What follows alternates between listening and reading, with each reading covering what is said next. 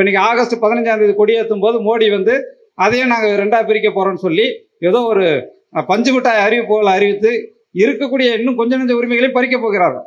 ஜிஎஸ்டியில் வரக்கூடிய வருமானம் என்பது போக போகிறது. அப்போ மாநகராட்சி மட்டுமல்ல, தமிழ்நாடு அரசே கிட்டத்தட்ட ஒரு நகராட்சி நிர்வாகம் போல ஆக போகிறது. இந்த தமிழ்நாட்டில் இருக்கக்கூடிய நீர்நிலைகளிலே கிட்டத்தட்ட 100 விழுக்காட்டு நீர்நிலைகள் என்றால் அதில் 33 விழுக்காடு இருக்கக்கூடிய மாவட்டம் என்பது இந்த சென்னை, காஞ்சிபுரம், திருவள்ளூர் மாவட்டங்கள். அந்த 33 விழுக்காடு என்பது இன்றைக்கு மிக மிக சுருங்கி வெறும் 10-20 விழுக்காடு தான் நெஞ்சு இருக்கிறது. ஒடுக்குமுறையை சந்தித்து அவர் மாநிலம் என்ற வகையில் சுருக்கப்பட்டிருக்கக்கூடிய அந்த நிலப்பரப்பு கூட ஒரு மாநகராட்சி என்ற அளவிற்கு உரிமைகளை இழக்கக்கூடிய அளவிற்கு போய்கொண்டிருக்கிறது. போதை பழக்க வழக்கங்கள் தமிழ்நாடு முழுக்க பல்வேறு கல்லூரி மாணவரிடம், இளையோரிடம் பரவி கிடக்கிறது. ஏதோ கஞ்சா என்று மட்டுமல்ல, மெத்தப்பட்டமைன் என்ற புதிய வகை போதைப் பொருள் இங்கே புழங்குகிறது. அந்த அளவிற்கு ஒரு போதைப் பொருட்கள் புழங்கக்கூடிய ஒரு மாநிலமாக, சாராயம் மாறாக பெருக்கெடுத்து ஓடக்கூடிய மாநிலமாக தமிழ்நாட்டை மாற்றிவிட்டார்கள்.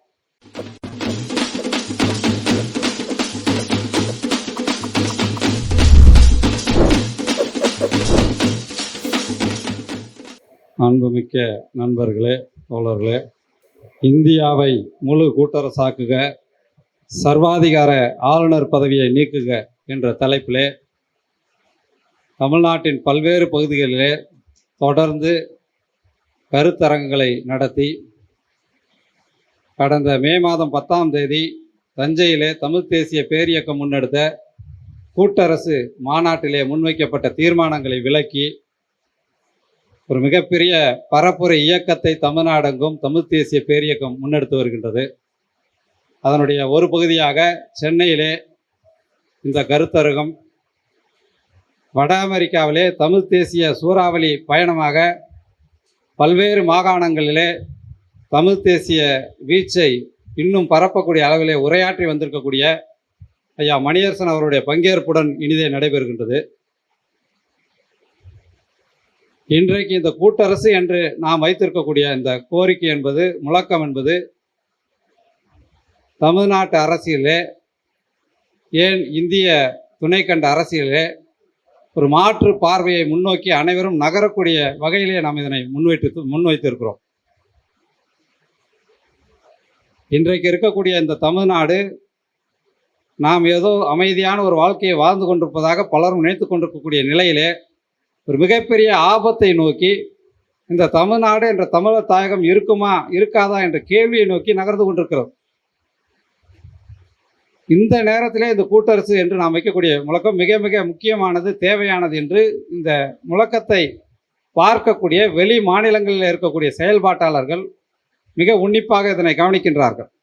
அதனால்தான் நாகாலாந்திலிருந்து, அசாமிலிருந்து, அதுபோல் மேற்கு வங்கத்திலிருந்து, ஒரிசாவிலிருந்து பல்வேறு செயல்பாட்டாளர்கள் அந்த மாநாட்டிற்கு வாழ்த்து செய்தி அனுப்பியிருந்தார்கள். ஏனென்றால் இந்த முழக்கம் என்பதை துணைக்கண்டத்திலே முன்வைக்கக்கூடிய முதன்மையான அமைப்பாக தமிழ் தேசிய பேரியக்கம் தான் இருக்கிறது. என்றால் இந்தியா முழுக்க பல்வேறு தேசியங்களும் ஒடுக்குமுறையை சந்தித்து அவர் மாநிலம் என்ற வகையில் சுருக்கப்பட்டிருக்கக்கூடிய அந்த நிலப்பரப்பு கூட ஒரு மாநகராட்சி என்ற அளவிற்கு உரிமைகளை இழக்கக்கூடிய அளவிற்கு போய்கொண்டிருக்கிறது. இந்தியாவினுடைய ஒற்றையாட்சி என்பது வலுப்பட்டு கொண்டிருக்கிறது. எனவே இந்த நேரத்திலே கூட்டரசு என்று வைக்கக்கூடிய முழக்கம் என்பது அனைத்து தேசிய இனங்களுக்குமான உரிமை முழக்கம் என்று பலரும் ஏற்றுக்கொள்கிறார்கள்.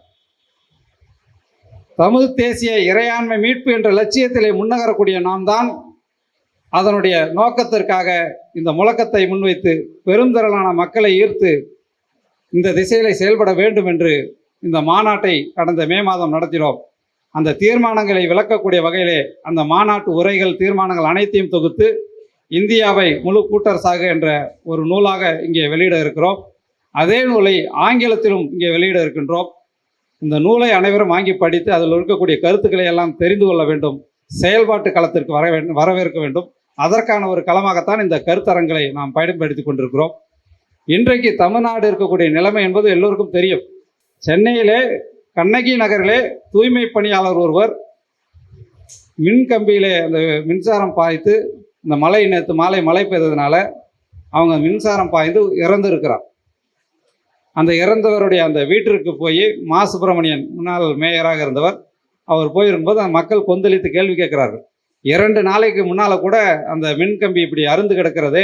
இது சரியில்லை என்றால் பிரச்சனையாக, சரி செய்யவில்லை என்றால் பிரச்சனையாகும், யாருக்காவது பாதிப்பு ஏற்படும் என்று அந்த மக்கள் முறையிட்டிருக்கிறார்கள். அந்த கேபிளை சரி பண்ணுவதற்கு எங்ககிட்ட காசு கிடையாது, நீங்க வேணும்னா காசு கொண்டு வாங்க சரி பண்ணலாம் என்று மின் வாரியத்திலே அலட்சியமாக பதிலளித்திருக்கிறார்கள். அந்த நிலையிலே தான் அந்த தூய்மை பணியாளர் என்பவர் இன்றைக்கு வரலட்சுமி என்ற அந்த பெண் ஊழியர் மின்சாரம் பாய்ந்து அங்கே இறந்திருக்கிறார். கடுமையான தூய்மை பணியாளர் போராட்டத்தின் பின்னணியிலே தான் இது நடக்கிறது. அந்த போராட்டத்தின் பின்னணியிலே தான் இது செய்தியாகி இருக்கிறது. ஒருவேளை அந்த மக்கள் அங்கே போராடவில்லை என்று சொன்னால், சென்னை மாநகராட்சி முன்பு அவர்கள் ஒரு காத்திருப்பு போராட்டத்தை நடத்திருக்கவில்லை என்று சொன்னால், இந்த செய்தி கூட பெரிய அளவில் வந்திருக்காது. ஏதோ இது தூய்மை பணியாளர்களுக்கான பிரச்சனை என்று பார்க்கக்கூடாது. ஒட்டுமொத்த தமிழ்நாடு அரசு என்பது தன்னிடம் நிதி இல்லாமல் எப்படி சீர்குலைந்து கிடக்கிறது என்பதற்கான ஒரே ஒரு எடுத்துக்காட்டு இது. இப்படி ஒவ்வொரு துறையிலும் எடுத்துக்காட்டுகளை சொல்ல முடியும். எல்லா துறைகளிலும் இப்படித்தான். எதற்கு கேட்டாலும் நிதி இல்லை என்கிறார்கள். ஆனால் இங்கே சாராயம் பெருக்கெடுத்து ஓடுகிறது. போதை பழக்க வழக்கங்கள் தமிழ்நாடு முழுக்க பல்வேறு கல்லூரி மாணவரிடம், இளையோரிடம் பரவி கிடக்கிறது. ஏதோ கஞ்சா என்று மட்டுமல்ல, மெத்தப்பட்டமைன் என்ற புதிய வகை போதைப் பொருள் இங்கே புழங்குகிறது. அந்த அளவிற்கு ஒரு போதைப் பொருட்கள் புழங்கக்கூடிய ஒரு மாநிலமாக, சாராயம் ஆறாக பெருக்கெடுத்து ஓடக்கூடிய மாநிலமாக தமிழ்நாட்டை மாற்றி விட்டார்கள். இன்னைக்கு அந்த அம்மா இறந்ததுக்கு 2 லட்சம் 5 லட்சம்னு நிவாரணம் கொடுக்க போறாங்க. ஆனால் கள்ளச்சாராயம் குடித்து இறந்தால் உடனடியாக 10 லட்சம் அறிவிக்கப்படுகிறது. அந்த அளவிற்கு ஒரு நிர்வாக சீர்கேட்டோடு ஒரு ஆட்சியை நடத்துவதற்கு திராணியற்ற திராவிட முன்னேற்ற கழகம், திராவிட மாடல் என்ற பெயரிலே எல்லாவற்றையும் அடித்து நொறுக்கி ஒரு நிலையற்ற தன்மைகளை தமிழ்நாட்டை கொண்டு போய் கொண்டிருக்கிறார்கள். இதற்கு அடிப்படையான காரணம் இந்திய அரசனுடைய உரிமை தாக்குதல், உரிமை பறிப்பு தாக்குதல். எல்லா துறைகளுக்கும் நிதி மறுக்கப்பட்டு ஒவ்வொரு துறையும் தள்ளாடி கொண்டிருக்கிறது. எனவேதான் தமிழ்நாடு அரசாலும் நிர்வாகத்தை சரியாக நடத்த முடியாமல் திணறுகிறார்கள். அதை வெளிப்படையாக பேச மறுக்கிறார்கள். எல்லா துறையிலும் பாதிப்பு. கல்விக்கு மட்டும் நிதி தரல என்று சொல்றாங்க. ஆனால் எல்லா வகையிலும் நிதியை இந்திய அரசு கொண்டு போய் கொண்டிருக்கிறது. ஜிஎஸ்டின்னு சொல்றாங்கல்ல, என்ன தமிழ்நாட்டினுடைய வரி உரிமையை தான் பறித்து ஜிஎஸ்டி என்று கொண்டு போயிருக்கிறார்கள். இப்போ இன்னைக்கு ஆகஸ்ட் 15ஆம் தேதி கொடியேற்றும் போது மோடி வந்து அதையும் நாங்கள் 2ஆக பிரிக்க போறோம்னு சொல்லி ஏதோ ஒரு பஞ்சு மிட்டாய் அறிவிப்புகளை அறிவித்து இருக்கக்கூடிய இன்னும் கொஞ்சம் நெஞ்ச உரிமைகளையும் பறிக்க போகிறார்கள். ஜிஎஸ்டியில் வரக்கூடிய வருமானம் என்பது போக போகிறது. அப்போ மாநகராட்சி மட்டுமல்ல, தமிழ்நாடு அரசே கிட்டத்தட்ட ஒரு நகராட்சி நிர்வாகம் போல ஆக போகிறது. அந்த நேரத்தில் இவங்க நிதி இல்லை என்று டாஸ்மாக்ல புதிய வகை மதுபானங்களை தான் அறிமுகப்படுத்துவாங்க. அதுதான் இந்த திராவிட ஆட்சி. ஏற்கனவே வீரன் ஒரு புதிய மது வகை விட்டாங்களே, இப்போ புதுசாக ஒரு மது வகை விடுவாங்க. அதை தாண்டி இவங்களுக்கு தெரியாது. ஆனால் நிர்வாகம் சார்ந்த ஒரு பார்வை என்பதே கிடையாது. ஆனால் தமிழ் இனம் என்பது, தமிழ்நாட்டிலே நாம் வாழக்கூடிய இந்த தமிழர்கள் உலகத்திற்கு அரசு நிர்வாகத்தை அறிமுகப்படுத்திய ஒரு இனத்தை சார்ந்தவர்கள். தமிழ்நாடு இல்லை, இந்திய துணைக்கண்டம் முழுக்க பல்வேறு இடங்களிலே ஆட்சி செய்தவர்கள், நிலையாக வாழ்ந்தவர்கள் தமிழர்கள். இன்னைக்கு தமிழ்நாட்டில் ஊர்னு சொல்லுவோம், சாதாரணமாக ஊரை. இதே ஊர் தான் லாகூரில் ஒட்டிகிட்டு இருக்கு. லாகூர், வடக்கு ஜெய்ப்பூர், மணிப்பூர், அந்த ஊரில் ஒட்டிகிட்டு இருக்கிற அந்த ஊர் என்பது என்ன, தமிழ் சொல். அந்த அளவிற்கு இந்தியா முழுக்க, இந்திய துணைக்கண்டம் முழுக்க பரவி வாழ்ந்த இனத்தவர்கள் தமிழர்கள். அப்படி வாழ்ந்து நிதி நிர்வாகம் எல்லாம் செய்து ஒரு மிகப்பெரிய கலை இலக்கிய பண்பாடோடு வாழ்ந்த இனம் தமிழ் இனம். அப்படிப்பட்ட இனம் இன்றைக்கு சொந்த மண்ணிலே கிட்டத்தட்ட ஒரு அகதி முகாம் போல இந்த சென்னையில் வாழ்ந்து கொண்டிருக்கிறோம். தமிழர்கள் வாழக்கூடிய பெரிய அகதி முகாம் எது என்று கேட்டால், பல பேர் தமிழீழத்தில் மாணிக் ஃபார்ம் முகாம்னு சொல்லுவாங்க. முள்ளிவாய்க்கால் கிட்ட இருக்கு மாணிக் ஃபார்ம் முகாம், அங்கே பல லட்சம் தமிழர்கள் அகதிகளாக இருக்கிறார்கள் என்று. ஆனால் உண்மை என்னவென்றால், சென்னை தான் தமிழ் இனத்திற்கு மிகப்பெரிய அகதி முகாம். சென்னையில் இருக்கக்கூடியவர்கள் மிக பெரும்பாலானவர்கள் தங்களுடைய சொந்த மாவட்டத்திலே வேளாண்மை பொய்த்து போனதுனால, தொழில் வணிகம் செய்ய முடியாததுனால சென்னையிலே குடியேறியவர்கள். ஏன் இதெல்லாம் நடக்கிறது என்றால், தொடர்ச்சியாக தமிழ்நாட்டின் மீதான அயல் இனத்தாருடைய தாக்குதல், இந்திய அரசுடைய நிதி பறிப்பு, வெளியாருடைய திணிப்பு, பல்வேறு இடங்களிலே தண்ணீர், ஆற்று நீரை மறுக்கிறார்கள். காவிரி மறுக்கப்படுகிறது, முல்லை பெரியார் மறுக்கப்படுகிறது, பாலாறு மறுக்கப்படுகிறது, தென்பெண்ணை மறுக்கப்படுகிறது. இப்படியெல்லாம் மறுக்கப்பட்டதன் காரணமாக வேளாண்மை செய்ய முடியாமல் அந்த ஊரில் இருக்கக்கூடிய கொஞ்சம் கொஞ்சம் நிலங்களையும் வீடுகளையும் விற்றுவிட்டு சென்னையிலே குடியேறுகிறார்கள். வேலை கிடைக்காமல் சென்னையிலே குடியேறுகிறார்கள். வணிகம் செய்ய முடியாமல் சென்னையிலே குடியேறுகிறார்கள். இப்படியெல்லாம் தான் நாம் குடியேறி வாழ்ந்து கொண்டிருக்கிறோம். மிகப்பெரிய அகதி முகாம் போல இந்த சென்னை இருக்கிறது. இந்த தமிழ்நாட்டில் இருக்கக்கூடிய நீர்நிலைகளிலே கிட்டத்தட்ட 100 விழுக்காட்டு நீர்நிலைகள் என்றால் அதில் 33 விழுக்காடு இருக்கக்கூடிய மாவட்டம் என்பது இந்த சென்னை, காஞ்சிபுரம், திருவள்ளூர் மாவட்டங்கள். அந்த 33 விழுக்காடு என்பது இன்றைக்கு மிக மிக சுருங்கி வெறும் 10-20 விழுக்காடு தான் எஞ்சி இருக்கிறது. 33,000 ஏரிகளை கொண்ட இடமாக தான் இந்த தமிழ்நாடு இருந்தது. அதில் இன்றைக்கு அரசுகிடம் இருப்பது என்பது 19,000 நீர்நிலைகள் தான். இந்த நீர்நிலைகள் எல்லாம் நம்ம எதன் பெயரால் இழந்தோம்? வளர்ச்சி என்ற பெயரிலே, உலகமய பொருளியல் திணிப்பு என்ற பெயரிலே இந்தியா, பாரதம் வல்லரசாக வேண்டும் என்ற கனவிலே நாம் இதெல்லாம் இழந்தோம். ஏதோ நீர்நிலை இழப்பு என்பது ஏதோ நகரமயமாக்கலுடைய விளைவு மட்டும் கிடையாது. யாருக்காக இந்த நகரமயமாக்கல் நடக்கிறது? யாருக்காக இந்த பொருளாதார வளர்ச்சி என்பது நடக்குது? ஏதோ ஒரு இடத்திலே இந்தியா வல்லரசாகிறது, எங்களுடைய ஜிடிபி உயர்கிறது, நாங்கள் இந்த நாட்டிற்கு அதை ஏற்றுமதி செய்தோம், அந்த நாட்டிற்கு இதை ஏற்றுமதி செய்தோம் என்று சொல்வதற்காக நம்முடைய தமிழ்நாட்டிலே தமிழர்கள் காலங்காலமாக பயன்படுத்தி வந்த நீர்நிலைகளை எல்லாம் அழித்திருக்கிறார்கள். இந்த நீர்நிலைகள் எல்லாம் யார் உருவாக்கியது? நம்முடைய மன்னர் காலத்திலே உருவானது. இன்றைக்கு சென்னைக்கு தண்ணீர் கொடுத்து கொண்டிருப்பது யார்? செம்பரம்பாக்கம் ஏரி ராஜேந்திர சோழன் உருவாக்கியது. இன்றைக்கு கட்டியிருக்கிறார்களே மதுராந்தகம் ஏரி, அது யார் கட்டியது? பராந்தக சோழன் கட்டியது. இப்படி தமிழ்நாட்டிலே முதன்மையாக இருக்கக்கூடிய இந்த தலைநகரத்துக்கு இன்றைக்கும் நீர் வழங்கி கொண்டிருப்பது நம்முடைய சோழர்களுடைய நீர் நிலைகள், அதனுடைய கட்டமைப்புகள். ஆனால் அதையெல்லாம் அழித்தவர்கள் இந்த ஆரிய ஆட்சியை சார்ந்தவர்கள், திராவிட ஆட்சியை சார்ந்தவர்கள். இவங்க தான் அழிக்கிறாங்க, கிட்டத்தட்ட எல்லாத்தையுமே அழிச்சிட்டாங்க.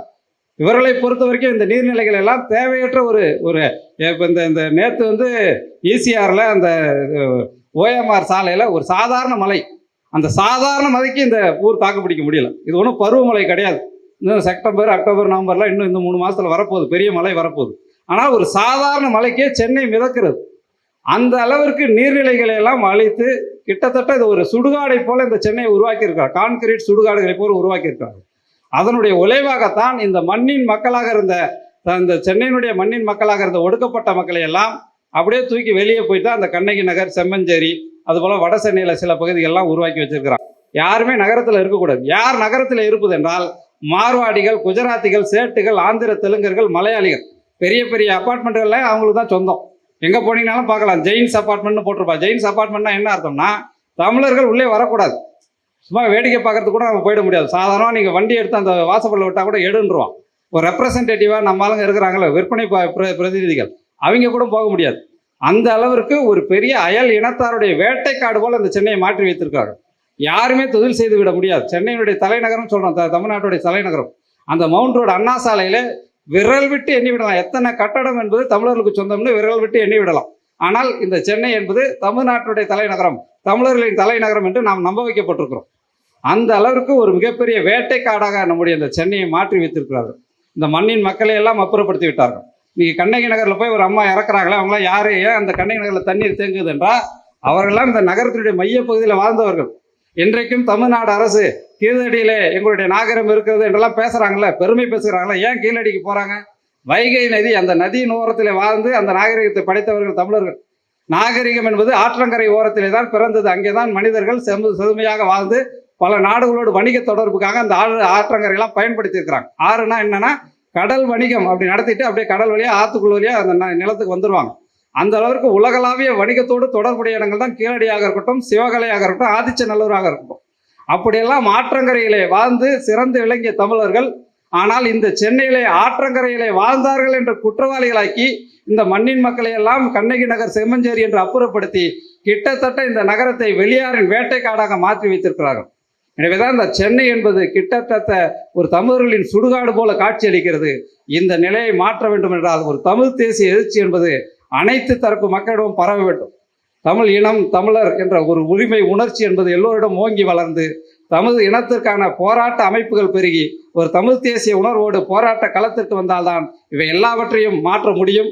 அதற்கான ஒரு களமாகத்தான் தமிழ் தேசிய பேரியக்கம் இந்த கருத்தரங்கத்தையும் நடத்தி கொண்டிருக்கிறது. நன்றி, வணக்கம். இவ்வாறான பல செய்திகளை, பல சிக்கல்களுக்கு விடை கிடைக்கக்கூடிய செய்திகளை தமிழர் கண்ணோட்டம் வலைவெளியில் வெளிப்படுத்தி வருகிறோம். இது தற்சார்பாக செயல்படுவதற்கு நிதி தேவைப்படுகிறது. இந்த நிதியை நம்முடைய மக்களாகிய நீங்கள் தான், இளையோரும் பெரியோரும் நண்பர்களும் தோழர்களும் சான்றோரும், நீங்கள் உங்களால் இயன்ற அளவு என்ன இயலுமோ அந்த நிதியை வழங்குமாறு அன்போடும் உரிமையோடும் கேட்டுக்கொள்கிறேன். உங்களுக்கு நன்றி உணர்வோடும் பொறுப்புணர்வோடும் தமிழர் கண்ணோட்டம் செயல்படும் என்பதை உறுதி தெரிவித்துக் கொள்கிறேன். நன்றி, வணக்கம்.